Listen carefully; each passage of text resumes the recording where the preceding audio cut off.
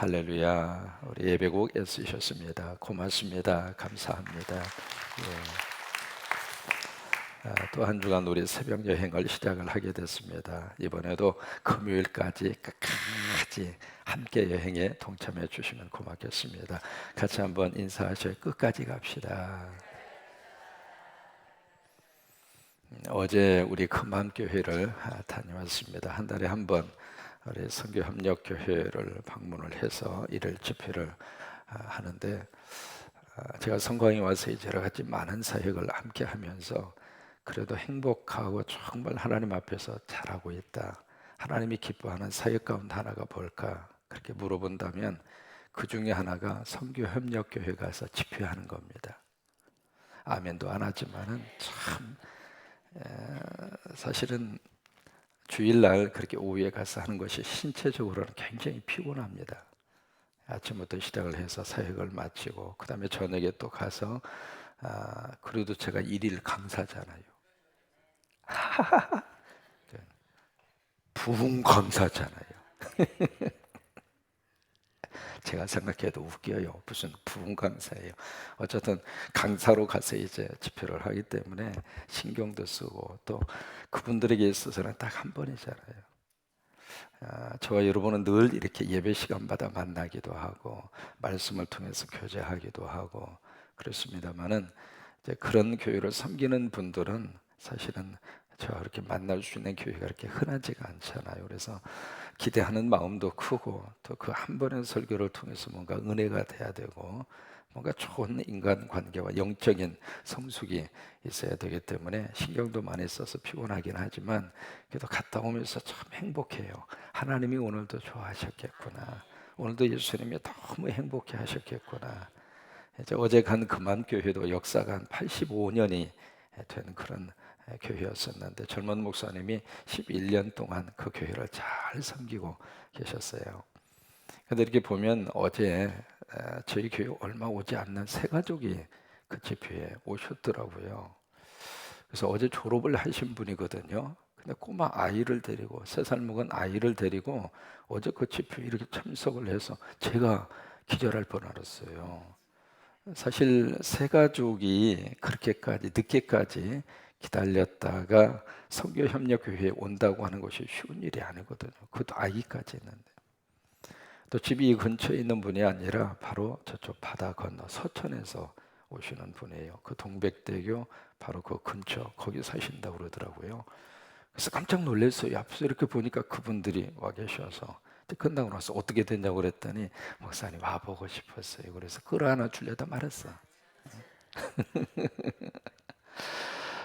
여러분 그런 꿈을 꿉니다. 하나님 우리 교회 때문에 교회가 살아났으면 얼마나 좋을까.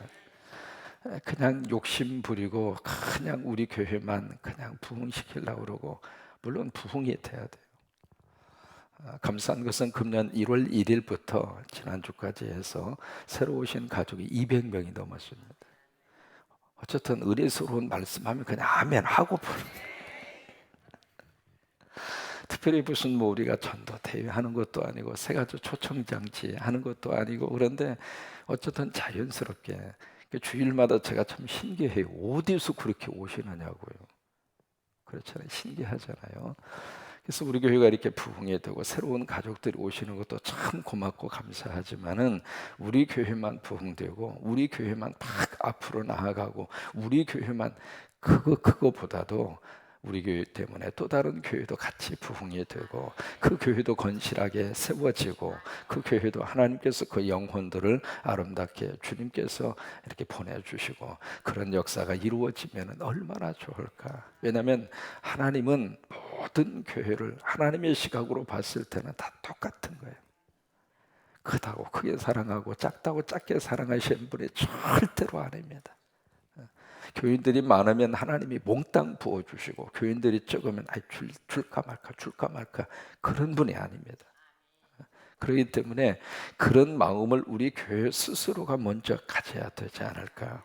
아니 목사님 나부터 그런 마음을 가져야 되지 않을까 그 생각을 하면서 앞으로 우리 성광교회 때문에 많은 교회들을 더 많이 살려갔으면 좋겠고 이제 어제 해서 이제 8번째 다녀왔거든요. 특별한 일이 없으면은 계속해서 이 사역은 진행을 할까 그렇게 생각을 합니다. 그렇게 가는 이유가 두 가지예요. 첫째는 우리가 당신들을 사랑합니다. 큰 교회라고 해서 우리가 당신들을 무시하고 당신들을 그냥 안면물수하고 당신들을 생각이 없는 것이 아니라 우리가 당신들을 사랑합니다. 우리 성광이 당신들을 사랑합니다. 그걸 몸으로 보여주고 싶은 그것이 첫 번째 내용이고, 두 번째는 가면은 뭐라도 그 교회에 유익이 될 수 있도록 헌금을 통해서 여러분들이 주시는 선교 헌금이 있잖아요. 그 헌금 다 그쪽으로 보내는 거예요. 여러분이 내주시는 그 헌금 주의 이름으로 그 교회에 그래도 좀 전달을 해드리고, 어려운 농촌 교회는 우리가 가서 헌금을 해주고 오면 거의 몇 개월째 헌금이 한꺼번에 나오는 거예요. 그러니까 그 교회 입장으로서는 그래도 몇 달 동안 그 교회를 운영을 하고 목표를 하고 사역하는 데 있어서 너무 좋은 기회가 되잖아요. 좀 힘이 들어도 이 사역은 같이 했으면 좋겠고, 또 이번에 이제 교회 생일을 앞에 두고 지교회 설립하면서 너무 행복해요. 너무 행복해요. 왜냐하면 그런 지교회들이 여기저기에 많이 세워져야 한국 교회의 소망이 있습니다. 지금 전 세계적인 흐름은 참 묘한 분위기로 지금 확 하고 바꿔졌어요. 여러분 지난번 영국에서 있었던 브렉시트라고 하는 것이 뭐냐면 약자입니다. 브리티시라고 하는 게 영국이라고 하는 뜻이잖아요. 대영제국 브리티시. 그다음에 엑셋이라고 하는 것은 밖으로 출구라고 하는 뜻이에요. 그러니까 그 두 가지의 단어가 합쳐져 가지고 블랙시트라고 하는 말이 나오게 된 건데, 그러니까 EU라고 하는 거대한 48개 나라가 각 모아져서 유럽 공동체라고 하는 큰 그런 국가이면서도 또 다른 연합체의 그런 공동체 속에 있다고 우리는 싫다. 그렇게 아주 투표를 해서 이제 나오기로 결정을 했잖아요. 그 이면 속에 쭉 흐르고 있는 가장 중요한 생각과 그 흐름은 바로 뭐냐면 우리끼리 살겠다. 그러니까 다른 나라 사람들 우리나라 오는 것도 싫고 뭐 그런 내용이 그 저변 속에 쫙 이렇게 깔려져 있는데, 그 파동과 그 여파가 영국으로 끝나지 않고 모든 나라, 모든 사람들의 마음속에 알게 모르게 영향을 미치는 그런 시대에 우리가 지금 살고 있어요. 그런 시대에 살고 있다가 보니까 교회도 그럴 수 있는 가능성이 참 많아요. 우리 교회만, 우리만. 이게 참 하나님의 입장으로 보면은 바로 어떤 영적인 모습이냐면 사회하고 똑같아요. 이스라엘의 큰 하나의 호수가 두 가지잖아요. 갈릴리가 있고 사해가 있고. 갈릴리는 참 묘합니다. 그냥 받아서 끊임없이 흘러보내는 게 갈릴리예요. 계속 막 흘러보내거든요. 흘러보내는데 흘러보내는 그 갈릴리에는 엄청난 풍성한 생명이, 그렇게 풍성한 어장이 형성이 되어져 있습니다. 어느 정도 고기가 많았냐면 제가 갔을 때 보니까 어떤 사람이 낚시를 해요. 갈릴리에서 낚시하는데 미끼 없이 그냥 낚시 바늘만 가지고 릴낚시라고 그러잖아요. 막 던져서 막 감아. 그래서 뭘 잡을 수 있겠나 싶어서 이렇게 봤더니 세상에 어떤 고기는 지느러미 걸려서 나오고, 어떤 고기는 눈깔 끼어가지고 나오고, 어떤 고기는 꼬리가 끼어. 왜 그런가 싶었더니 하도 고기가 많으니까 미끼 거의 다 낄 필요도 없어요. 그냥 던져서 팍 감으면 지나가다가 재수 없는 녀석이 걸려가지고 나올 줄. 그 정도로 갈릴리는 그렇게 어장이 풍성해요. 근데 사회는 있는 대로 다 받아서 이것도 내 것, 저것도 내 것, 그렇게 한 게 그게 사회잖아요. 근데 사회는 생명이 없어요. 끌어안으면 그 속에 풍성한 생명이 있는 것 같아도 안 그래요. 흘러보내야 생명이 있어요. 여러분, 흘러보내야 생명이 있어요. 가정에서도 흘러보내야 자식들 속에 사람은 이렇게 사는 것이다, 그걸 아는 거예요. 부모들도 자꾸 뭔가 이웃을 위해서 흘러보내는 것이 있어야 우리 인생은 이렇게 사는 것이다, 아이들이 그걸 보고 배우는 거예요. 목사로서 저도 그런 생각을 많이 합니다. 목사나 자꾸 얻어먹으려고 그래요.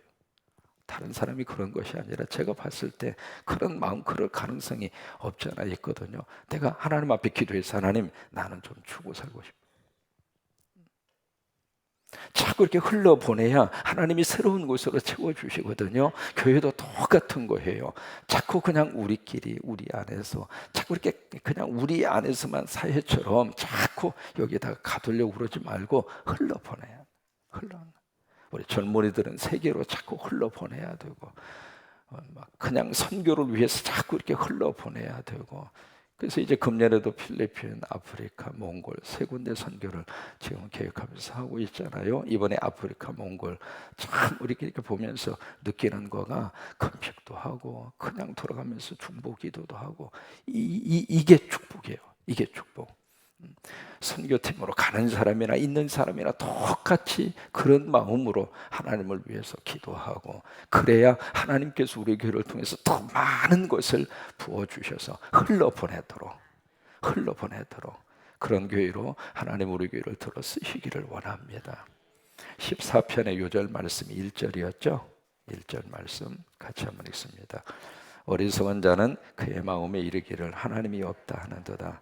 그들은 부패하고 그 행실이 가증하니 선을 행하는 자가 없도다. 이게 요절 말씀이었어요. 근데 15절에 보시면 질문으로 시작을 합니다. 15절의 질문은 15편의 질문 여호와여. 이 시편을 읽으면서 느끼는 것이 바로 뭐냐면 이렇게 자기의 마음을 고백하는 대상이 분명하다고 하는 거예요. 그냥 아무한테나 보고 지금 이야기하고 있는 것이 아니라 15편에서도 이 자기 심정을 토해놓고 있는 대상이 아주 분명해요. 지금 누구에게 말을 하고 있어요? 하나님. 내 마음의 속사정을 참 아무한테나 우리가 토해놓고 이야기하면 얼마나 좋겠어요. 그런데 조심하셔야 돼요. 우리 마음에 그냥 정말로 하고 싶은 말을 속에서 생각하고 고민하고 그러다가 그 사람에게 말을 토해놨는데 그것이 오히려 나에게 화가 될 수 있는 가능성이 참 많아요. 그래서 정말 우리 마음을 쏟아놓을 수 있는 대상은 아버지밖에 없어. 그리고 교회에서 답답할 때는 주회종 찾아오시고. 왜요? 주회종은 하나님 앞에 원칙이 있습니다. 성도들의 그 속사정과 성도들의 그 아픔과 눈물을 가슴에 담아놓는 사람이 주회종들이에요. 그러니까 정 답답했을 때에는 주회종 찾아와서 그냥 속에 있는 이야기 털어놓으세요. 털어놓다가 보면 하나님이 들으셔요. 그 순간에 목사하고 이야기하는 것이 아니라 하나님이 그 시간에 들으셔요. 그래서 하나님이 역사를 하시거든요. 그러니까 우리가 속에 있는 이야기 정말로 마음속에 담고 싶은 이야기를 토해놨을 때에는 그 토해놓는 대상이 분명해야 돼요. 여기 다윗도 마찬가지입니다. 하나님. 두 가지의 질문을 합니다. 주의 장막에 머무를 자 누구이고 주의 성산에 살 수 있는 사람이 누굽니까? 이게 두 가지 장소를 이야기를 하고 있잖아요. 주의 장막 그리고 주의 성산. 이것이 바로 두 가지. 주의 장막과 주의 성산이 지금 무엇을 의미하고 있을까? 두 개가 다 하나님을 말합니다. 무슨 얘기냐면 하나님 만날 수 있는 사람이 누구예요? 그 질문이에요. 어떻게 하면 어떤 사람이 하나님을 만날 수 있을까요? 그 질문이거든요. 그 질문을 두 번 던지면서 10가지를 이야기합니다. 10가지로 쭉 이야기하면서 그 10가지의 내용을 둘로 딱 이렇게 구별을 하면 하는 사람, 해야 할 것을 하는 사람, 하지 말아야 될 것을 안 하는 사람, 그 사람들이 하나님을 만나게 될 것이다. 그 이야기예요. 그러면 해야 될 것은 무엇이고 하지 말아야 될 것은 무엇인가? 그것을 2절부터 쭉 이야기를 하고 있습니다. 2절에 보시면 정직하게 행하며 공의를 실천하며 그의 마음의 진실을 말하며 이것 해야 할 것들이에요. 여기 2절에서 말씀하시는 여기에 정직과 공의와 진실 이게 다 행동입니다. 행동. 그러니까 정직, 공의, 진실 이게 예수 믿는 사람의 트레이드 마크가 돼야 돼. 이게 왜요? 이것이 하나님의 속성이니까 정직하고 진실하고 그리고 공의를 행하고. 한국의 그 근대 현대사의 지도자 가운데 한 사람이 도산 안창호 선생님께서 독립운동에 큰 일을 하셨잖아요. 이분이 이제 미국에 가셔서 유학 생활을 하시고 미국을 중심으로 독립운동을 일으켰던 분인데 그분이 이제 참 그 처음에 초창기 미국 사회 속에서 들어가서 힘들잖아요. 먹고 살 게 없으니까. 이분이 주로 뭘 했느냐면 남의 집에 가서 허드렛일을 하셨어요. 청소를 했어요. 그래가지고 거기서 나오는 월급을 가지고 독립운동 자금을 대고 그런 식으로 해서 한국 독립의 씨앗이 된 겁니다. 한국 독립에 있어서 정말 역사 속에서 정말로 희생하고 헌신한 사람들 때문에 오늘 우리가 있는 거예요. 그 중에 이제 한 분이 도산 안창훈 선생님인데, 이분이 미국 가정에 가서 이제 하루 일당을 약속을 하고 그리고 나서 청소를 해요. 청소를 하는데 그 백인 주인이 가만히, 동양인이 와서 청소를 하니까 이렇게 안경을 쓰고 본 거예요. 혹시 저쪽에 뭐 훔쳐가진 않을까, 뭐나 깨먹었진 않을까, 그런 생각이 들어서 이 주인이 안 보는 척 하면서 유심히 딱 이렇게 보는 거예요. 보는데 아침부터 저녁까지 이 동양인이 와서 청소를 하는데 그렇게 열심히 청소할 수가 없는 거예요. 그래서 이제 그냥 대충 해도 되는데 주인이 안 볼 때 좀 쉬기도 하고 놀기도 하고 그럴 수도 있을 터인데 어떻게 돼서 아침부터 저녁까지 그렇게 열심으로 그렇게 청소를 하고 그게 감동이 됐어요, 이 백인 주인이. 그래서 끝나고 나서 당신 어디서 왔느냐고, 나 한국에서 왔다. 사실은 내가 당신 아침부터 저녁까지 유심히 봤는데 어떻게 당신 집도 아닌데 어떻게 이렇게 성실하게 열심히 그렇게 일을 할 수가 있느냐고. 그랬더니 도산 안창호 선생이 했던 말이 바로 뭐냐면, 나는 크리스찬입니다. 나 예수 믿는 사람입니다. 여러분, 그것이 우리들의 자존심이어야 됩니다. 누가 보고 안 보고 그 차원이 아닙니다. 난 예수 믿는 사람이라고 하는 거예요. 왜? 내 안에 예수님이 계신다고 하는 사실, 그거 하나가 하루하루를 살면서 우리들에게 자존심입니다. 예수 믿지 않는 사람들처럼 막 거짓말하고 막 여기서 이러고 저기서 그런 모습이 아니라,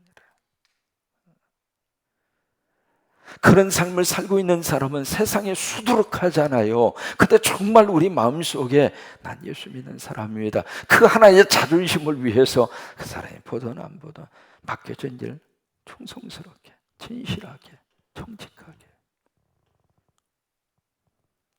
그래서 그 백인 주인의 감동을 먹고 말이죠, 알았다고. 그래서 약속한 것보다 돈을 더 많이 주고 다음부터 계속 더 오라고. 그러면서 도산 안창호 선생이 주장을 했던 가장 중요한 그의 사상이 바로 정직이잖아요. 우리가 정직하자. 우리 민족이 살 수 있는 것은 이거밖에 없다. 우리가 정직하자. 손해를 보아도 정직하고 좀 못 살아도 정직하고 좀 정직하자. 이것이 그분이 이렇게 주장을 했던 가장 중요한 사상 가운데 하나잖아요. 그것이 바로 어디서 나왔느냐면 내가 크리스찬이라고 하는 그 자존심에서 나온 거예요. 그러니까 우리가 하나님을 만나는데 어떻게 하면 우리가 하나님을 만날 수 있을까? 하나님의 속성 세 가지, 2절에 있는 말씀대로 정직과 공의와 진실. 3절, 그의 혀로 남을 허물하지 아니하고 그의 이웃에게 악을 행하지 아니하며 그 이웃을 비방하지 아니하며. 이게 언어에 대한 문제입니다. 첫 번째가 행동의 문제라면 두 번째는 언어에 대한 문제예요. 언어. 왜요? 살면서 가장 우리들이 끊임없이 하고 있는 것이 언어입니다. 아침부터 저녁까지 말을 안 하고 살 수가 없어요. 특히 여자분들은 남자분보다도 훨씬 더 말을 많이 해요. 하나님이 그렇게 만들어 주셨어요. 그래서 말을 많이 하다가 보면 실수를 많이 할 수밖에 없거든요. 그래서 이 언어에 대한 문제는 참 원칙을 하나님이 우리에게 주시고 있습니다. 뭐냐면 남의 말 하기 전에 나부터. 그게 언어에 대한 원칙입니다. 왜냐하면 남에 대해서는 우리가 쉽게 이야기할 수 있는 가능성이 더 많습니다. 그러니까 남의 허물이나 남의 부족함이나 남의 어떤 티나 그런 모습들이 이렇게 눈에 보였을 때 나도 모르게 말이 먼저 나갈 수 있어요. 이쪽 화면 좀 꺼주세요. 그래서 이제 그 말이 그렇게 먼저 나갈 수가 있거든요. 그러니까 그것을 조심하라고 하는 거예요. 그래서 누가 하나님을 만날 수 있는 사람일까? 이거 조심해요. 특히 교회에서도 마찬가지입니다. 그러니까 이거보다도 정말 먼저 우리가 하나님 앞에 해야 될 것은 무릎을 먼저 꿇고 이게 먼저 나가죠. 그리고 특별히 여러분 강대상에서 이거 합시다 하면은 무릎부터 꿇어주세요. 기도부터 해주세요. 그냥 기도는 안 하고 막 말로 그냥 목사님 그거 되겠습니까? 뭐 이거 아니 그거 모릅니까? 알죠? 그 정도 생각은 다 가지고 있잖아요. 그 정도 어떤 그 어려움도 그리고 여러 가지 파생될 수 있는 가능성도 그 다 모르지 않잖아요. 그래도 기도하면서 하나님이 좋아하시겠구나. 하나님께서 좀 해보라고 하는구나. 그런 저희가 있어서 주의 종이 기도하고 우리 한번 해보십시다 하면은 그때부터는 같이 기도해주고 그러고 나서 결과는 아버지께 맡겨드리고. 근데 지금까지 보면 선포하고 기도하고 순종하면 역사하시더라고요. 역사하셔서 하나님이 그 일을 통해서 하나님이 너무 행복해. 너무너무 행복해. 세 번째로 4절입니다. 그의 눈은 망령된 자를 멸시하며 여호와를 두려워하는 자들을 존대하며 그의 마음에 소원한 것은 해로울지라도 변하지 아니하며. 그 다음에 5절을 보시면 이 자를 받으려고 돈을 구워주지 아니하며 뇌물을 받고 무죄한 자를 해하지 아니하는 자이니. 이게 바로 뭐냐면 물질 문제입니다. 물질. 참 힘든 사람에게 우리가 예수님의 이름으로 돈을 이렇게 꿔줄 수도 있고 도와줄 수도 있고 그래요. 그런데 정말 어려운 사람에게 그런 관계 속에서 은행 이자 이상을 넘어가면 안 됩니다. 다시 말해서 달러빚 주면서 달러빚식으로 그냥 어려운 사람에게 급하니까 급전이 필요하잖아요. 그래서 그 돈이 정말로 없으면 안 돼서 돈을 꿔줄 수도 있고 꿔줄 수도 있거든요. 그런데 이자 은행 이자율에 비슷한 그 관계 속에서 형성이 되는 것은 성서적입니다. 그러나 그 이상으로 그냥 20% 30% 그런 식으로 해서 그 사람의 등골이 휘어지도록 해서 그 사람이 그냥 벼룩에 뭘 꺼내 먹는다고 그러죠? 벼룩에 간이 있어요? 아직 못 봤어요. 내가 벼룩에 간을. 그걸 빼먹는 식으로 그런 식으로 하는 것은 하나님 못 만난다. 그러면서 여기 5절 끝부분에 그렇게 말씀의 결론을 내리고 있습니다. 이런 일을 행하는 자, 이런 일을 행하는 자가 누구냐면 지금까지 말씀을 해주셨던 10가지 내용이잖아요. 10가지 내용에서 이것을 해라 해서 그것을 순종하고 하는 사람, 이것을 하지 말라고 하는 것을 순종하고 하는 사람, 그것을 이야기를 하는 거예요. 이런 일을 행하는 자는 영원히 흔들리지 아니하리로다. 왜 그럴까? 하나님이 계시니까. 살아계신 하나님이 함께 하시니까 흔들리지 않아요. 넘어질 수는 있어도 케오페는 당하지 않습니다. 왜요? 살아계신 하나님이 다시 이렇게 세워주시기 때문에 그래요. 여러분 어떤 경우가 있어도 하나님 내 곁에서 나와 더불어서 하나님 붙들고 사는 사람이 최고로 행복하고 그 사람이 가장 현명하게 사는 사람이고, 그래서 14편과 더불어서 15편의 말씀은 지혜로운 사람이 누구인가, 누가 가장 인생을 의미 있게 사는 사람이 누구인가 하나님 인정하고 그 마음에 하나님 모시고 사는 사람. 그래서 하나님께서 하지 말라고 하는 것은 안 하고 하라고 하는 것을 열심히 하고. 어제 초대 교부 중에 오리겐을 소개했습니다만 그 중에 또 한 사람이 어거스틴입니다. 기독교 초대 역사에 있어서 너무 귀한 일을 많이 하신 분이 어거스틴입니다. 책도 많이 쓰셨고. 근데 어거스틴이 어느 날 꿈을 꿔요. 꿈을 꾸는데 이분이 천국을 갑니다. 천국에 딱 가서 딱 들어가려고 그러는데 그 앞에서 누가 딱 막아요. 막더니 물어요. 당신 누구요? 저는 어거스틴입니다. 그리고 나는 예수 믿는 사람입니다. 그렇게 이야기하니까 그 사람이 어거스틴을 딱 보더니 당신 마음속에 예수님은 없고 철학 사상으로 가득 차 있어. 그 말을 들은 거예요. 그 말을 들으면서 이번에 꿈을 깼는데 충격을 받은 거예요. 내 머릿속에 예수는 없고 철학 사상만 가득하다고 하는 거예요. 여러분 겉모양만 예수님 믿는 사람의 모습으로 그렇게 만족하지 마시고, 그것도 필요합니다만은 그러나 정말 우리 마음과 생각 속에 예수, 언제나 서나 예수 생각, 언제나 서나 예수 생각. 그러니까 예수님으로 가득하게 채우고, 그렇게 살면 하루가 행복해요. 그렇게 살면은 하루가 의미 있게 살아갈 수 있어요. 오늘 하루가 그런 하루가 되시기를 주의 이름으로 축원합니다. 오늘 요절 말씀은 1절입니다. 1절 같이 읽습니다. 여호와여, 주의 장막에 머무를 자 누구 오며 주의 성산에 사는 자 누구 오리까? 한 번만 더 하십니다. 시작. 여호와여, 주의 장막에 머무를 자 누구 오며 주의 성산에 사는 자 누구 오리까? 한 번만 더 할까요? 시작. 여호와여, 주의 장막에 머무를 자 누구 오며 주의 성산에 사는 자 누구 오리까? 쉽게 우리가 암송하십니다. 주의 장막, 주의 성산. 그렇게 기억을 하시면 되겠죠. 그 다음에 머무를 자, 사는 자, 누구 오리까는 똑같이 가면 되니까 다시 한번 시작. 여호와여, 주의 장막에 머무를 자 누구 오며 주의 성산에 사는 자 누구 오리까?